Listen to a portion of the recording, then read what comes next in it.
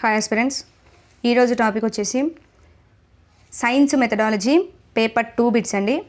So ఈ science methodology paper 2లో మనకి ఏమేం బిట్స్ వచ్చాయి అనేవి కంప్లీట్గా చూద్దాము. 2 సెషన్స్ తీసుకున్నాను. రీసెంట్గా జరిగిన టెట్ బిట్సే అండి ఇవి కూడా. సో నేను పోల్ పెట్టాను, దాంట్లో ఎంతో కొంతమందికి సైన్స్ బిట్స్ కూడా అవసరం ఉన్నాయి కాబట్టి సో ఆ వీడియో కూడా పెడుతున్నాను. సో కంపల్సరీగా యూజ్ చేసుకోండి. ప్రతి వీడియో కూడా ఇన్ డీటెయిల్ ఎక్స్ప్లెనేషన్ అనేది ఉంటుంది. సో వీడియోలోకి వెళ్ళే ముందు తప్పకుండా ఒక లైక్ చేసుకోండి ప్రతి ఒక్కరూ, అండ్ కుదిరితే హై పాయింట్స్ కూడా ఇవ్వండి. మీరు ఇచ్చే ఒక్క లైక్ వల్ల మన వీడియో అనేది ఇంకొంతమంది ఆస్పిరెంట్స్కి రీచ్ అవ్వడానికి చాయిస్ ఉంటుంది. ఓకే, సో కొద్దిగా స్క్రీన్ అనేది అడ్జస్ట్ చేసుకోండి, ఎందుకంటే మొబైల్ ఎక్స్ప్లెనేషన్ కాబట్టి. ప్రతి బిట్ని కూడా మ్యాక్సిమం జూమ్ చేయడానికే ట్రై చేస్తాను. సో బిట్ చూడండి, నేను ఎక్స్ప్లెనేషన్ కూడా ఇస్తుంటాను కదా, సో ఓవరాల్గా చెప్తుంటాను కాబట్టి అండర్స్టాండ్ చేసుకోండి. సో విద్యార్థులకు కొన్ని రసాయనాలను ఇచ్చి నీలి మరియు ఎరుపు లిట్మస్ పేపర్లను అందించి ప్రతి రసాయనాన్ని పరీక్షించి అది ఆమ్లమా క్షారమా అని రాయమని కోరారు. ఇందులో అనుసరించే ప్రయోగశాల పద్ధతి రకం ఏంటి అని అడుగుతున్నాడు. ఓకే, సో ఆప్షన్స్ ఏమిచ్చాడు? స్వేచ్ఛాయుత అన్వేషణ ప్రయోగమా, నిగమన ధృవీకరణ ప్రయోగమా, నిర్మాణాత్మకం కాని అన్వేషణ ప్రయోగమా, నిర్మాణాత్మక ఆగమన ప్రయోగమా అని అడుగుతున్నాడు. ఓకే, సో ఏం చేశారు? విద్యార్థులకు ఫస్ట్ కొన్ని రసాయనాలను ఇచ్చేశాడు. ఓకే, డిఫరెంట్ రసాయనాలను ఇచ్చేసి నీలి లిట్మస్ పేపర్లను మరియు ఎరుపు లిట్మస్ పేపర్లను కూడా ఇచ్చాడు. ఓకే, ఇచ్చి ప్రతి రసాయనాన్ని పరీక్షించేసి అది ఆమ్లమా క్షారమా రాయండి అని చెప్పేసి చెప్పాడండి. ఓకే, చూడండి దీంట్లోనే మనకు క్లారిటీ కనిపించట్లేదా అండి? చెప్పండి. ఇప్పుడు ఆల్రెడీ అన్నింటినీ ముందే ఇచ్చేసిండు. ఓకే, అంటే ఒక సూత్రాన్ని ముందే పరిచయం చేసిండు, అవునా? రసాయనాలను ఇచ్చేసి నీలి లిట్మస్ని ఎరుపు లిట్మస్ కాగితాలను కూడా ఇచ్చేసి అది జస్ట్ మనం చూడాల్సింది ఆమ్లమా క్షారమా చూడాలి అంతే. అంటే ఒక సూత్రాన్ని ఇచ్చేసిండు, దాన్ని బట్టి మనం ఫలితాన్ని రాబట్టాలి. సో సూత్రాన్ని ఇచ్చేసి ఫలితాన్ని రాబడితే అది ఏమవుతుందండి? నిగమన ధృవీకరణ ప్రయోగం అవుతుంది, అంతే కదండి. డిటెక్టివ్ మెథడే అవుతుంది కదా అది. చెప్పండి, ఇలా స్వేచ్ఛగా వాళ్ళంతలో వాళ్ళు ప్రయోగం చేసే విధంగా ఏమైనా ఉందా? అంటే ఏమీ ఇవ్వకుండా ఏమైనా చెప్పాడా? లేదు కదా, అన్నీ ఇచ్చేశాడు. సో కాబట్టి స్వేచ్ఛాయుత ప్రయోగం కాదు అది. నిర్మాణాత్మకం కాని అంట, అయ్యింది ఉంటుంది కానీ కాందైతే కాదు కదా. నెక్స్ట్ నిర్మాణాత్మక ఆగమన ప్రయోగం, ఇండక్టివ్ మెథడ్ అంటున్నాడు. సో ఇండక్టివ్ అంటే ఎగ్జాంపుల్స్ అన్నీ కూడా అతనే క్రియేట్ చేసుకొని దాన్ని చేయాల్సి ఉంటుంది. బట్ ఆల్రెడీ ఇక్కడ ఇచ్చేశాడు కాబట్టి అది నిగమనం అవుతుంది కానీ ఆగమనం కాదు కదా. సో తీసేస్తాం. సో నిగమనం అనేది మనం ఇక్కడ ఆన్సర్గా తీసుకుంటాం. క్లియర్? ఇది నెక్స్ట్ బిట్ చూడండి. సైన్స్ గురించి సరికాని వ్యాఖ్యను గుర్తించాలి. ఓకే, అంటే 3 సరైన ఉంటాయి, ఒకటి సరికానిది ఉంటుంది, చూడండి. సైన్స్ సాధన అనేది మానవ కార్యకలాపం. ఎస్, కరెక్టే కదండి. సైన్స్ అనేది హ్యూమన్ యాక్టివిటీయే కదా, కరెక్టే. సైన్స్కి ఒక స్వాభావిక పరిమితి అనేది ఉంటుంది. ఎస్, ఎగ్జాక్ట్లీగా ఉంటుంది. ఓకే, ఒక పరిమితి అనేది స్వాభావిక పరిమితి అనేది ఉంటుంది. నెక్స్ట్, శాస్త్రవేత్తలు తమ ఆలోచనలను పరీక్షించుకోవడానికి ప్రయోగాలను చేస్తారు. Yes, exactly correct. ప్రతి శాస్త్రవేత్త తన ఆలోచన కోసం ఎక్స్పెరిమెంట్స్ చేస్తూనే ఉంటాడు. నెక్స్ట్, సైన్స్ ఎల్లప్పుడూ ఖచ్చితమైన మరియు తుది సమాధానాలను అందిస్తుంది. కరెక్టా అండి? కాదండి. సైన్స్ ఎప్పుడూ కూడా ఫైనల్ నిర్ణయం అనేది ఇవ్వదు. ఓకే, ఫైనల్గా వచ్చే ఫలితం అనేది ఎప్పుడు కూడా ఇవ్వదు. ఒక ప్రయోగం చేశారు అంటే దానికి సంబంధించి ఇంకొంతమంది దాన్ని నమ్మకపోతే ఆ ఎక్స్పెరిమెంట్ని ఇంకా కొంతమంది ప్రయోగాలు చేయడానికి కూడా ఛాయిస్ ఉంటుంది. ఓకే, సైన్స్ అనేది ఒక ప్రక్రియనే అవుతుంది కానీ ఒక ఫలితం అవుతుందా? కరెక్ట్గా దాని ఫలితాన్ని చెప్తారా అండి? ఇదే డెఫినెట్గా అని చెప్తారా? ఇప్పుడు భూమి గురుత్వాకర్షణ గురించి ఒకటి చెప్పారు అంటే దానికి సంబంధించి అదే ఫైనల్గా చేయరండి. మళ్ళీ దాని గురించి ఇంకా ప్రయోగాలు చేస్తూనే ఉంటారు, కొత్త సమాధానాలు చెప్తూనే ఉంటారు. కాబట్టి ఎప్పుడు కూడా తుది సమాధానాలను అందించదు. సో ఇది తీసేస్తాం. Okay, next bit. దీన్ని మనం మంచిగా జూమ్ చేసుకుందాం కొద్దిగా. రైట్, చూడండి. సమస్య పరిష్కార పద్ధతి గురించి క్రింది వాక్యాలలో ఏవి నిజం? ఓకే, ఒక సమస్యను పరిష్కరించాలి, ఆ సమస్య పరిష్కార పద్ధతిలో ఏవి నిజమైనవి అని అడుగుతున్నాడు. ఓకే, అంటే ఏవి సరైనవి? చూడండి, సమస్య పరిష్కారం అనేది విద్యార్థులను విశ్లేషించడానికి మరియు పరిష్కారాలను కనుగొనడానికి ప్రోత్సహించడం ద్వారా చురుకైన అభ్యసనాన్ని ప్రోత్సహిస్తుంది. ఎస్, ఎగ్జాక్ట్లీ కరెక్ట్ కదండి. సమస్య పరిష్కారం చేస్తున్నాం, సో ఇది విద్యార్థులకు విశ్లేషణను కలిగిస్తుంది అండ్ సమస్య పరిష్కార మార్గాలను కనుగొనడానికి ప్రోత్సహిస్తుంది, మళ్ళీ యాక్టివ్గా ఉండే అభ్యసనాన్ని కూడా ప్రోత్సహిస్తుంది. కరెక్టే. నెక్స్ట్, ఇది ప్రధానంగా సత్యాలను అన్వేషించకుండా కేవలం గుర్తుపెట్టుకోవడంపై మాత్రమే దృష్టి పెడుతుంది. కరెక్టా అండి? చెప్పండి. ఇప్పుడు ఒక సమస్యను పరిష్కరిస్తున్నాము అంటే డెఫినెట్గా దాంట్లో ఉండే ఫ్యాక్ట్ ఏంది అని తెలుస్తుంది కదా. ఇది కరెక్టా తప్పా అని చెప్పేసి సమస్య పరిష్కరించుకునేటప్పుడు అనుకుంటాడు కదండి. Just only గుర్తుపెట్టుకుంటాడా? ఓన్లీ గుర్తుపెట్టుకొని చేస్తే అది సమస్య పరిష్కారం ఎందుకు అవుతుంది? సమస్య పరిష్కారం చేస్తున్నాము అంటే కంపల్సరీ ఏదో ఒక తుది ఫలితం అనేది వస్తుంది. అందులో ఉన్న ఫ్యాక్ట్ ఏంది, ఫ్యాక్ట్ కానిది ఏంది అనేది తెలుస్తుంది. సో ఇది రాంగ్ అవుతుంది. ఓకే, సో ఏమన్నాడు? సత్యాలను అన్వేషించకుండా, ఫ్యాక్ట్స్ని అన్వేషించకుండా కేవలం గుర్తుపెట్టుకుంటామా? డెఫినెట్గా ఫ్యాక్ట్స్ని అన్వయిస్తాం, కాబట్టి ఇది తీసేస్తాం. నెక్స్ట్, ఇది విమర్శనాత్మక ఆలోచన మరియు స్వతంత్ర నిర్ణయం తీసుకునే నైపుణ్యాలను అభివృద్ధి చేయడంలో సహాయపడుతుంది. ఎగ్జాక్ట్లీ కరెక్టే. ఓకే, ఒక సమస్యను పరిష్కరిస్తున్నాము అంటే డిఫరెంట్ వేలో థింక్ చేయడానికి చాయిస్ ఉంటుంది. సో విమర్శనాత్మక ఆలోచన చేస్తారు, సొంతంగా నిర్ణయం తీసుకుంటారు. సో నైపుణ్యాలను అభివృద్ధి చేయడానికి కూడా సమస్య పరిష్కార పద్ధతి యూజ్ అవుతుంది. సో ఏసి మాత్రమే కరెక్ట్ అయినవి, బి రాంగ్. ఆప్షన్స్ చూడండి. సో ఏసీ ఎక్కడుంది? Third option. So third option అనేది కరెక్ట్గా తీసుకుంటాం. క్లియర్? నెక్స్ట్ బిట్, ఇది మెమొరీ బిట్. భారతదేశంలో శాస్త్రీయ పరిశోధన సందర్భంలో BARC అంటే ఏంటి? ఓకే, BARC యొక్క ఫుల్ ఫామ్ ఏంటి? ఓకే, భారత్ అగ్రికల్చర్ రీసెర్చ్ కౌన్సిలా? కాదు కదండి. Bhabha Atomic Research Centre. Yes, ఇది ఎగ్జాక్ట్లీ కరెక్ట్. ఓకే, భారతదేశంలో ఉన్న శాస్త్రీయ పరిశోధన సందర్భంలో BARC అంటే Bhabha Atomic Research Centre. Okay, గుర్తుపెట్టుకోండి. నెక్స్ట్ బిట్, 5E నమూనా. నేను రీసెంట్గా పెట్టిన వీడియోస్లో చెప్పాను 5E నమూనా గురించి. సో 5Eలలో మనకు రీసెంట్గా ఏం బిట్ నేను ఎక్స్ప్లెనేషన్ ఇచ్చిన దాంట్లో ఉన్న మ్యాటర్ అడిగాడు. ఓకే, బట్ ఇక్కడ 5Eలు కంపల్సరీ గుర్తుపెట్టుకోవాలని చెప్పాను నేను. సో ఫస్ట్ ఏమని చెప్పాను? ఎంగేజ్ అని చెప్పాను. సెకండ్ ఏమని చెప్పాను? Engage, explore, next explain, next elaborate, next evaluation. Evaluation ఎప్పుడైనా లాస్ట్కే వస్తుంది. Engage, explore, explain, elaborate, evaluation. మనకు అడిగింది ఏంది? 4వ E ఏమవుతుంది అని అడిగాడు. చూడండి, 5E నమూనాలో 4వ E ఏమవుతుంది? నేను ఆల్రెడీ చెప్పా ఈ టైప్ ఆఫ్ బిట్ పడుతుంది అని. సో చూడండి, 1 2 3 4. సో 4వ E ఏమవుతుంది? ఎలాబరేట్ అవుతుంది. సో ఎక్కడుంది? ఎలాబరేట్, విపులీకరించడం అనేది ఆన్సర్గా తీసుకుంటాం. ఓకే, ఎక్స్ప్లోర్ అనేది సెకండ్ది, ఎంగేజ్ అనేది ఫస్ట్ది, ఎక్స్ప్లెయిన్ అనేది థర్డ్ది. ఓకే, 5th వన్ వచ్చేసి ఎవాల్యూషన్. చూడండి, కంపల్సరీ గుర్తుపెట్టుకోవాలి ఇది. నెక్స్ట్ బిట్ చూడండి, ఇది మొత్తం చదవాల్సిన అవసరం లేదు, జస్ట్ చిన్న కాన్సెప్ట్ పైన దృష్టి పెడితే సరిపోద్ది. ఈ క్రింది విద్యావేత్తలలో ఎవరు తమ towards a theory of instruction, okay, towards a theory of instruction అనే పుస్తకంలో బోధన ఈ క్రింది 4 కీలక అంశాలు నేర్చుకోవాలనే సంసిద్ధత, జ్ఞానం యొక్క నిర్మాణం, బోధన యొక్క క్రమం, బహుమతులు మరియు శిక్షల స్వభావం మరియు వేగంలను స్పృశించాలని పేర్కొన్నారు అని అడిగాడు. ఓకే, సో ఇదంతా తెలియకపోయినా instruction, okay, theory of towards a theory of instruction. Okay, so ఈ ఇన్స్ట్రక్షన్ అని ఉంటుంది. అండ్ ఇంకొకటి సోషల్ ఇన్స్ట్రక్షన్ అని ఉంటుందండి. ఓకే, ఈ సోషల్ ఇన్స్ట్రక్షన్ అనేది అంటే మనం ఇన్స్ట్రక్షన్ స్కఫోల్డింగ్ అని వింటాం కదండి. సో సోషల్ ఇన్స్ట్రక్షన్ స్కఫోల్డింగ్ అనేది ఎవరు రూపొందించారు అంటే వైగోట్స్కి అండి. ఓకే, మరి ఇన్స్ట్రక్షనల్ స్కఫోల్డింగ్ అనేది ఎవరు రూపొందించారు అంటే జెరోమ్ బ్రూనర్ రూపొందించడం జరిగింది. సో బ్రూనర్ అనేది ఆన్సర్గా తీసుకుంటాం. Okay, towards a theory of instruction అనే పుస్తకాన్ని రాసింది జెరోమ్ బ్రూనర్.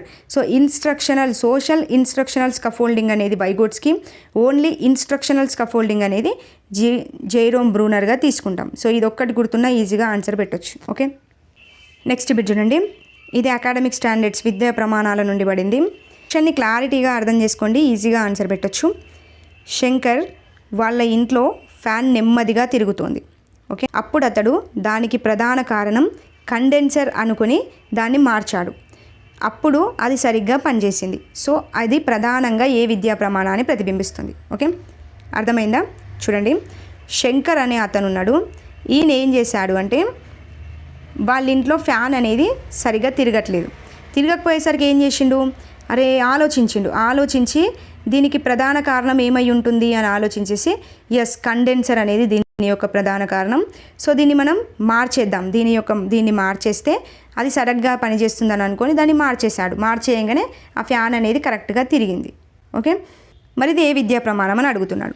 చూడండి ఇక్కడ ఏం చేశాడు, అతడికి ఫ్యాన్ గురించి తెలుసు కాబట్టి అరే దీనికి రీజన్ ఏమయ్యింది, కండెన్సర్ అయ్యింది, సో దాన్ని మార్చేద్దామని చెప్పేసి మార్చేసిండు.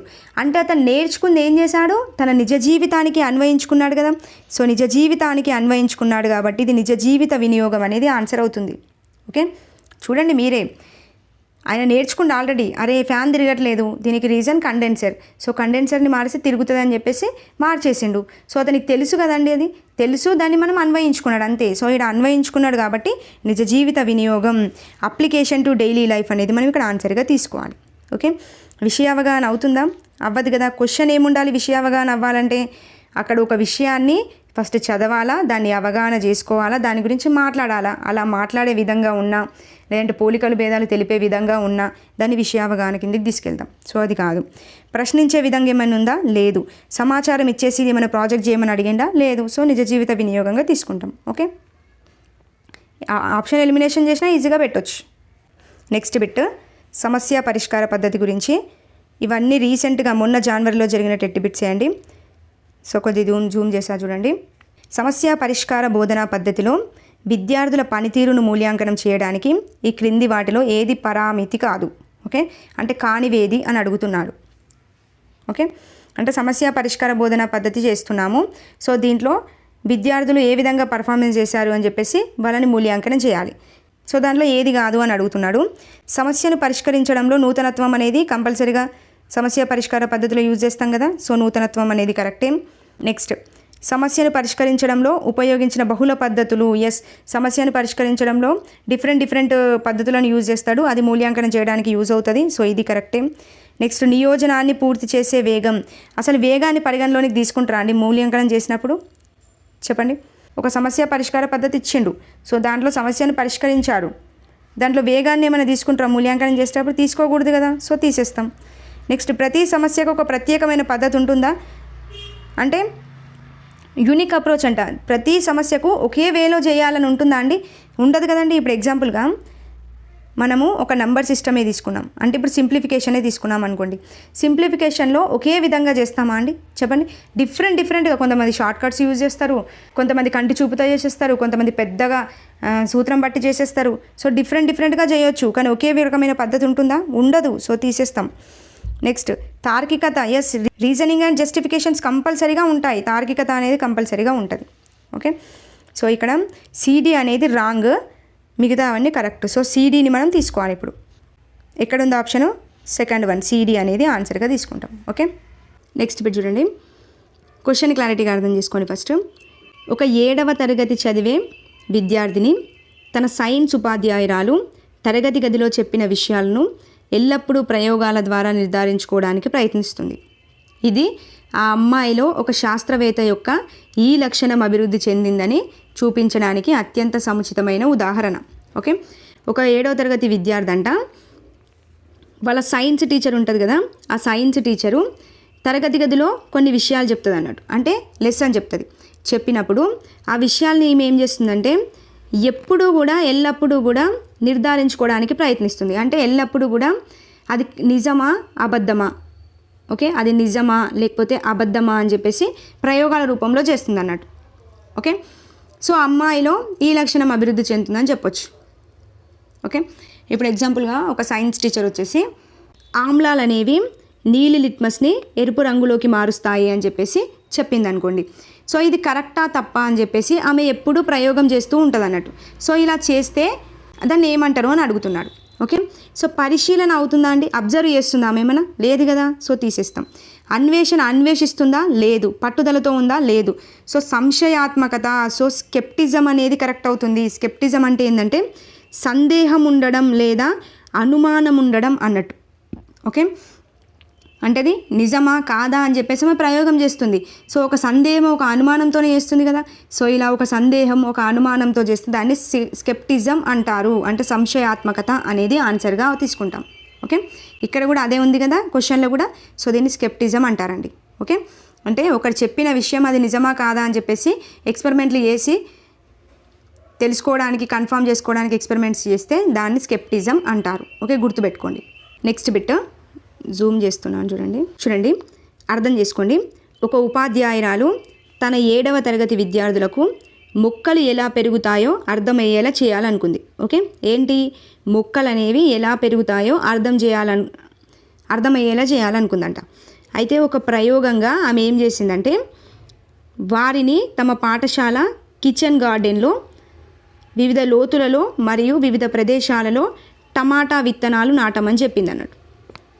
ఓకే, అంటే మొక్కలు ఎలా పెరుగుతున్నాయో వాళ్ళకి అర్థమయ్యేలా చెప్పాలనుకుంది కాబట్టి వాళ్ళ కిచెన్ గార్డెన్ ఉంటుంది కదా, దాంట్లో ఏం చేసిందంటే వివిధ డిఫరెంట్ లోతులు పెట్టేసి దాంట్లో విత్తనాలను నాటమని చెప్పేసి చెప్పింది. ఓకే, వివిధ లోతుల్లో అండర్లైన్ చేసుకోండి, మొక్కల్ని విత్తనాలను నాటమని చెప్పేసి చెప్పింది. సో వాటిని నాటేసి జాగ్రత్తగా చూసుకోమని చెప్పింది అన్నట్టు. సో కొంతకాలం తర్వాత ఏమైంది, కొన్ని విత్తనాలు ఇట్లా మొక్కలుగా పెరిగాయి అన్నట్టు. ఓకే, కొన్ని విత్తనాలు మొక్కలుగా పెరగడం ప్రారంభించాయి, మరికొన్ని అక్కడికక్కడే చనిపోయాయి, మరికొన్ని విత్తనాలు పెరగలేకపోయాయి. ఓకే, సో ఇలా కొన్ని విత్తనాలు ఎందుకు పెరగలేకపోయాయో తమ పరిశీలనలను ఉపయోగించి ఆలోచించమని ఉపాధ్యాయురాలు విద్యార్థులను కోరారు. ఓకే, ఈ కృత్యం ఏ ప్రక్రియకు చెందింది అని అడుగుతున్నాడు. ఓకే, సింపుల్ అండి. ఒక ఉపాధ్యాయురాలు 7వ తరగతి విద్యార్థులకు ఏం చేసిందంటే మొక్కలు ఎలా పెరుగుతాయో వాళ్ళకి అర్థమయ్యేటట్టు చేయాలని చెప్పేసి తమ పాఠశాల యొక్క కిచెన్ గార్డెన్లో డిఫరెంట్ లోతుల్లో కొన్ని లోతులను చేసేసి దాంట్లో టమాటా విత్తనాలు నాటమని చెప్పింది అన్నట్టు. చెప్తే వాళ్ళు నాటారు, కొన్ని మొక్కలు పెరగడం ప్రారంభించాయి, కొన్ని మొక్కలు అక్కడికక్కడే చనిపోయినాయి అన్నట్టు. సో మరి మొక్కలు ఎందుకు పెరగలేకపోయాయి అని చెప్పేసి మీ పరిశీలనలను ఉపయోగించి ఆలోచించమని చెప్పింది. సో దీని ద్వారా ఏమవుతుందండి, విద్యార్థుల్లో పరికల్పనలు చేస్తారు కదండి, అరే ఎందుకు పెరగలేవు అని చెప్పేసి థింక్ చేస్తారు ఫస్ట్. సో పరికల్పనలు చేస్తారు, మళ్ళీ ఎందుకు పెరగలేవు అని చెప్పేసి ఎక్స్పెరిమెంట్ కూడా చేస్తారు కదా. సో కంపల్సరీ ఎక్స్పెరిమెంట్ చేస్తారు, అరే ఈ రీజన్ వల్ల పెరగలేనట్టున్నాయి అని చెప్పేసి ఒక అంచనా వేస్తారు. మేబీ నేను లోతు కరెక్ట్గా తీయలేదేమో, లేదంటే వాటర్ సరిగ్గా పోయలేదేమో అనుకుంటారు కదా. సో అంచనా వేస్తారు కదా, సో ప్రెడిక్టింగ్ కూడా చేస్తారు, సో అంచనా కూడా వేస్తారు. సో ఈ 3 మనకి ఈ క్వశ్చన్లో కనబడతాయి. సో ఏబిసి అనేది కరెక్ట్ ఆన్సర్ ఎక్కడుంది, ఫస్ట్ 1 అనేది కరెక్ట్గా తీసుకుంటాం. ఓకే, ఏం లేదండి, క్వశ్చన్ క్లారిటీగా చదివితే సరిపోద్ది, ఈజీగా మెథడ్లో బైకి కొట్టొచ్చు మార్క్స్. నెక్స్ట్ బిట్టు ప్రత్యేక విద్యా అవసరాల గురించి పడిందండి బిట్టు. ప్రత్యేక విద్యా అవసరాలు ఉన్న పిల్లల అభ్యసన మదింపుకు సంబంధించి సరైన ప్రకటనను చూడాలి. ఓకే, సరైన ప్రకటన ఏది అని అడుగుతున్నాడు. సో చూడండి, ఈ పిల్లల మునుపటి నిష్పాదనలు కూడా పరిగణించాలి. Yes, exactly correct. ప్రత్యేక అవసరాలు గల పిల్లల అభ్యసనాన్ని మదింపు చేస్తున్నాము అంటే కంపల్సరిగా వాళ్ళ ముందు నిష్పాదనలు, వాళ్ళ ముందు ప్రీవియస్ పర్ఫార్మెన్స్ అనేవి ఏ విధంగా ఉన్నాయి అనేది పరిగణలోనికి తీసుకోవాలి కంపల్సరీ. ఎందుకంటే ఇంప్రూవ్ అయ్యాలా లేరా అనేది తెలుస్తుంది కదండి. సో కంపల్సరీగా we should consider previous performance. Okay, so కంపల్సరీగా కన్సిడర్ చేయాలి. ఈ పిల్లల అభ్యసన మదింపులో వారి వ్యక్తిగత ప్రొఫైలు మరియు వారి వ్యక్తిగత విద్యా కార్యక్రమాన్ని పరిగణించకూడదు. ఎందుకు పరిగణించకూడదండి, వాటిని కూడా కంపల్సరీగా పరిగణలోనికి తీసుకోవాలి. సో ఇది తీసేస్తాం, పరిగణించకూడదు అన్నాడు కాబట్టి. నెక్స్ట్, ఈ పిల్లలను వ్యక్తిగతంగా మదింపు చేయడానికి పాఠశాల విద్యా కమిటీ చైర్మన్తో చర్చించి తర్వాత ఒక బృందాన్ని ఏర్పాటు చేయాలంట. అవసరమా అండి, పాఠశాల విద్యా కమిటీ చైర్మన్తో చర్చించాల్సిన అవసరమా లేదు కదా. సో తీసేస్తాం. వీరి అభ్యసన మదింపులో పునఃమూల్యాంకనానికి అవకాశం కల్పించాలి, బట్ ఇక్కడ కల్పించకూడదు అని ఇచ్చాడు, కల్పించాలి డెఫినెట్గా. సో ఇది తీసేస్తాం. ఓకే, డెఫినెట్గా ప్రీవియస్ పర్ఫార్మెన్స్ అనేవి తీసుకోవాలి. సో ఫస్ట్ 1 అనేది correct answer. Clear. Next bit Zoom చేస్తున్నాను దీన్ని కూడా. రైట్, చూడండి, విషయ సామాగ్రి యొక్క బోధనా విశ్లేషణలో ఈ క్రింది ఏ దశలు ఉంటాయి అని చెప్పేసి అడిగాడు. అంటే కంటెంట్ మెటీరియల్స్ అండి. సో కంటెంట్ మెటీరియల్ యొక్క బోధనని విశ్లేషణ చేయాలి, దాంట్లో ఏ దశలు ఉంటాయి. ఓకే, సో దీంట్లో ఉండేటివి అంశం యొక్క విషయ విశ్లేషణ ఉంటుంది, లక్ష్యాల రూపకల్పన ఉంటుంది, బోధనా పద్ధతులు ఏంటి, కార్యకలాపాలు ఏంటి, టీఎల్ఎం అనేది కంపల్సరీగా ఉంటుంది, మూల్యాంకన సాధనాల జాబితా ఉంటుంది. కానీ పాఠ్య ప్రణాళికను సిద్ధం చేయడం, లెసన్ ప్లాన్ రాయడం అనేది విషయ సామాగ్రిలో ఉంటుందా అండి, కంటెంట్ మెటీరియల్లో ఉంటుందా, మెటీరియల్లో ఉండదు కదా, తీసేస్తాం. పాఠశాల పట్టికను తయారు చేయడం అంటుంటుందా, కాల పట్టికను ఉండదు, టైం టేబుల్, ఇది కూడా తీసేస్తాం. ఓకే, ఈజీగా ఐడెంటిఫై చేయొచ్చు. సో ఈఎఫ్ అనేది కాదు, ఏబిసిడి అనేది కరెక్ట్ ఆన్సర్. ఎక్కడుంది ఏబిసిడి, సో సెకండ్ ఆప్షన్ అనేది కరెక్ట్. క్లియర్. నెక్స్ట్ బిట్, పరిశీలన పద్ధతి కానీ మూల్యాంకన సాధనాన్ని గుర్తించండి. ఓకే, ఇందులో పరిశీలన అనేది ఉండకూడదు ఒక దాంట్లో. చూడండి, అనెక్టోటల్ రికార్డ్ అంట. అనెక్టోటల్ రికార్డులో కంపల్సరీ పరిశీలన చేస్తామండి. అనెక్టోటల్ రికార్డ్ అంటే ఏంది అంటే పిల్లవాడు ఏదైనా ఒక సంఘటనను చూసిండనుకో దాన్ని ఒక రికార్డులో నమోదు చేసుకుంటాడు అన్నట్టు. ఏ సంఘటనను చూస్తే ఆ సంఘటనని రికార్డులో నమోదు చేసుకుంటాడు. సో దీంట్లో పిల్లల యొక్క ప్రవర్తన అనేది తెలుస్తుంది కదండి. అంటే పిల్లవాడి యొక్క ఆలోచన ఏ విధంగా ఉంది అని చెప్పి పరిశీలించవచ్చు కదా. సో ఇది కరెక్టే. Next cumulative record. క్యుములేటివ్ రికార్డులో కూడా మనం పరిశీలించవచ్చు. క్యుములేటివ్ రికార్డ్ అనేది పిల్లవాడి యొక్క పాఠశాల జీవితం మొత్తానికి సంబంధించిన రికార్డు కదండి. సో దీంట్లో ఎఫ్ఏలు ఉంటాయి, ఎస్ఏలు ఉంటాయి, అన్నీ ఉంటాయి. సో అందులో పిల్లవాడిని ప్రతి అంశంలో పరిశీలించడానికి చాయిస్ ఉంటుంది. సో దీంట్లో పరిశీలన పద్ధతి అనేది వస్తుంది. రేటింగ్ స్కేల్స్లో కూడా పిల్లవాడి యొక్క ప్రవర్తనను, బాహ్య ప్రవర్తనను తెలుసుకోవడానికి వాని యొక్క ఏ రేంజ్లో ఉన్నాడు వాడు అని చెప్పేసి రిక్టర్ స్కేల్పై నమోదు చేయొచ్చు. సో ఇది కరెక్టే అవుతుంది. నెక్స్ట్ ఆసక్తి శోధిక అనేది కాదండి, దీంట్లో మనం పరిశీలన చేయలేం. ఓకే, ఈ మూడింటిలో పరిశీలన చేయొచ్చు. క్లియర్. నెక్స్ట్ బిట్ చూడండి, పునరుత్పాదక ఇంధన వనరులపై పాఠం చెబుతున్నప్పుడు ఉపాధ్యాయుడు విద్యార్థులను పాఠశాలలో శక్తి వృధాను ఎలా తగ్గించవచ్చో అనే దానిపై వీలైనన్ని ఎక్కువ ఆలోచనలు సూచించమని చెప్పేసి అడుగుతారు. సో ఏ సూచనను కూడా తప్పుపట్టకుండా ఆ తర్వాత తరగతి గదిలో ప్రతి ఆలోచన యొక్క ఆచరణ సాధ్యత గురించి చర్చించారు. సో ఇక్కడ ఉపయోగించిన బోధనా పద్ధతి ఏంటి అని అడుగుతున్నాడు. సో క్వశ్చన్ క్లారిటీగా అర్థమైందా? చూడండి, ఒక టీచర్ ఏం చేశాడంటే పునరుత్పాదక ఇంధన వనరులు అని చెప్పేసి ఒక పాఠం చెప్తున్నాడండి. ఓకే, క్వశ్చన్ అర్థం చేసుకోండి. సో ఈ లెసన్ చెప్పేటప్పుడు విద్యార్థులను అందరినీ ఏమన్నాడంటే విద్యార్థులను అందరినీ, ఓకే, ఈ విద్యార్థులను శక్తి వృధాను ఎలా తగ్గించవచ్చో దానిపై వీలైనన్ని ఎక్కువ ఆలోచనలు చేయమని అడిగాడండి. ఓకే, విద్యార్థులను అడిగాడు శక్తి వృధాని ఎలా తగ్గించవచ్చు అని చెప్పేసి ఆలోచన చేయమని చెప్పేసి అడిగాడు. ఓకే, సో అంటే ఇదంతా కూడా ఒక గ్రూప్ యాక్టివిటీగా ఇచ్చాడా లేదా అంటే విద్యార్థులను అడిగాడు అంటే ఒక జట్టును లేదా ఒక సమూహాన్ని అడిగాడు. ఇలా ఒక సమూహానికి ఒక సమస్యనిచ్చేసి పరిష్కరించమని అడిగితే ఓకే దాన్ని బ్రెయిన్ స్ట్రోమింగ్ అంటారండి. ఓకే, చూడండి ఇక్కడ కూడా అంతే కదా, విద్యార్థులను అసలు శక్తి వృధాను ఎలా తగ్గించవచ్చు అని చెప్పేసి ఆలోచనలు చేసి సూచించమని అడిగాడు. సో జట్టుగా అడిగాడు. ఓకే, వాళ్ళు ఇచ్చారు, వాళ్ళు చెప్పారు, వాళ్ళు చెప్పినప్పుడు అంటే చెప్పిరు సూచనను చెప్తే ఏ సూచన కూడా తప్పుపట్టలేడు. ఓకే, తప్పుపట్టకుండా తరగతి గదిలో ప్రతి ఆలోచన యొక్క ఆచరణ సాధ్యతను గురించి చర్చించాడు. ఓకే, అంటే ఇలా ఒక సమూహానికి కానీ ఒక జట్టుకు కానీ ఏదో ఒకటి సమస్యనిచ్చేసి ఆ సమస్యను విశ్లేషించి పరిష్కారం అనేది కనుగొనబడితే దాన్ని బ్రెయిన్ స్ట్రోమింగ్ అంటారండి. ఓకే, దాన్ని బ్రెయిన్ స్ట్రోమింగ్ అనాలి. ఇక్కడ కూడా విద్యార్థులందరికీ ఇచ్చాడు కదండి, వాళ్ళు చెప్పిన ఆలోచన ఏ ఆలోచనని కూడా తీసుకోను అని చెప్పలే, అందరి ఆలోచనలు తీసుకున్నాడు. సో ఇక్కడ జట్టుగా జరిగింది కాబట్టి ఇది మేధో మదనం బ్రెయిన్ స్ట్రోమింగ్ అవుతుంది. ఉపన్యాసం లెక్చర్ ఏమైనా ఉందా? లేదు కదా, పిల్లలకు కంపల్సరీ ఆలోచింపజేసిండు. సో ఉపన్యాసం కాదు. డెమాన్స్ట్రేషన్ ఏమైనా ప్రదర్శన చేశారా? మీరందరూ ఇక్కడ వచ్చి డెమాన్స్ట్రేషన్ చేయండి అని చెప్పారా? లేదు కదా. సమస్య పరిష్కారం చేశారా? సమస్య పరిష్కారం చేశారు, బట్ ఎలా చేశారు? బ్రెయిన్ స్ట్రోమింగ్ పద్ధతిలో చేశాడు. అంటే పిల్లలందరికీ కలిపి ఇచ్చాడు సమూహంగా, కాబట్టి ఇది బ్రెయిన్ స్ట్రోమింగ్ మేధో మదనం అవుతుంది. ఓకే, చాలా ఇంపార్టెంట్ కాన్సెప్ట్, గుర్తుపెట్టుకోండి. నెక్స్ట్ బిట్, క్రింది వాటిలో బోధనా అంశం సంక్లిష్టంగా ఉన్నప్పుడు అత్యంత ఔచిత్యమైన సాధారణ బోధనా పద్ధతిని గుర్తించండి. ఏంది? బోధనా అంశం అనేది సంక్లిష్టంగా ఉంది అంటే కాంప్లెక్స్గా ఉంది అంటే దాన్ని మనం సాల్వ్ చేయలేమన్నట్టు. అలా చేయడానికి వీలు లేనప్పుడు ఏ పద్ధతిని మనం ఎక్కువగా ఉపయోగించాలి అంటే శోధనా ప్రశ్న పద్ధతిని యూజ్ చేయాలండి. ఓకే, శోధనా ప్రశ్న నైపుణ్యాన్ని యూజ్ చేయాలి. ఉపన్యాసం యూజ్ చేయలేం, సర్వేని యూజ్ చేయలేం, ప్రాథమికని యూజ్ చేయలేం, శోధన. సో సంక్లిష్టంగా బోధనాంశం ఉంటే కంపల్సరీగా యూజ్ చేయాల్సింది శోధన ప్రశ్న నైపుణ్యాన్ని యూజ్ చేయాల్సి ఉంటుంది. ఓకే, నెక్స్ట్ ఇదే లాస్ట్ బిట్ అండి. ఈ క్రింది వాటి నుండి భావనా పట చిత్రణలో దశల సరైన క్రమాన్ని గుర్తించండి. ఓకే, భావనా పటం ఉంటుంది, దాంట్లో చిత్రణలోని దశల సరైన క్రమం. ఓకే, దీంట్లో ఫస్ట్ ఉండాల్సింది అమూర్తతను ప్రదర్శించడం. సో అమూర్తతను ప్రదర్శించడం అనేది ఉండాలి. నెక్స్ట్ ఉండాల్సింది ప్రతిపాదన, దీంట్లో ఉంది. సో ఈ రెండు తీసేస్తాం. నెక్స్ట్ ప్రణాళిక ఉండాలి. ప్రణాళిక. నెక్స్ట్ అనువర్తనం ఉండి లాస్ట్ ముగింపు ఉండాలి. ఓకే, ఎప్పుడైనా ముగింపు లాస్టే ఉంటుంది కదా, సో ముగింపు లాస్ట్ ఉండాలి. సో ఇది మన కరెక్ట్ ఆన్సర్. ఓకే, అమూర్తతను ప్రదర్శించాలి, ప్రతిపాదన లేదా ప్రణాళిక రాయాలి, నెక్స్ట్ అనువర్తనం చేయాలి, ముగింపు చేయాలి.